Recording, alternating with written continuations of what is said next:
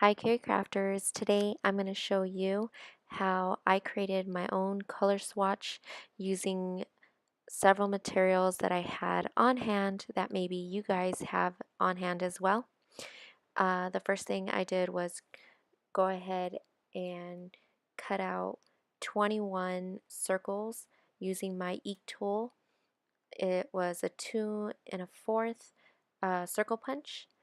And then I grabbed the stamp that I decided to use, which was the rose, and using my Hampton Art Stamp Perfect, I made sure that the stamp was exactly where I wanted it, and I grabbed my Catherine Puller inks and started to stamp away.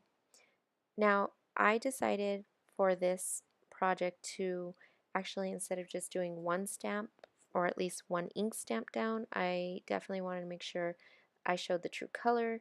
So I decided to stamp every circle twice. And the reason for that is because I knew that the true color would come out, and sometimes when you do it the first time, it may not always, maybe you notice, oh, you didn't put too much ink, so you do that. Once that was done, I actually cleaned off my stamp and then went on to the next color. I did that for 21 times because that's how many new inks she has out. She's at least created 21 inks.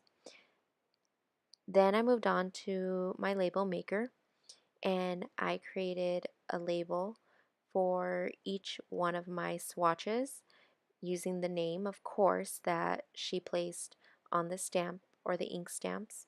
I'm sorry, I keep saying stamps, but the inks. So this is Tiki Torch, and I just trimmed it down a bit just to make sure that it fit nicely, and I just made sure that also that the the print was right in the center and it wasn't too high up next, but it was great on the rose. And I did that 21 times. Once I was done with that, I got into grouping and making sure that all my inks were placed together. Now, I'm just going to tell you, there's so many different ways you can go ahead and group the inks. You can go from lightest to darkest. You can go from dark to light, or for my instance, what I did was I grouped them by color. Then I switched it from, and I placed it from light to dark, and then I placed it in my way how I wanted to see the stamps. So for me, I said, okay, yellows first, then I went with the greens, the lighter shade of greens to the dark, and then I moved on so forth.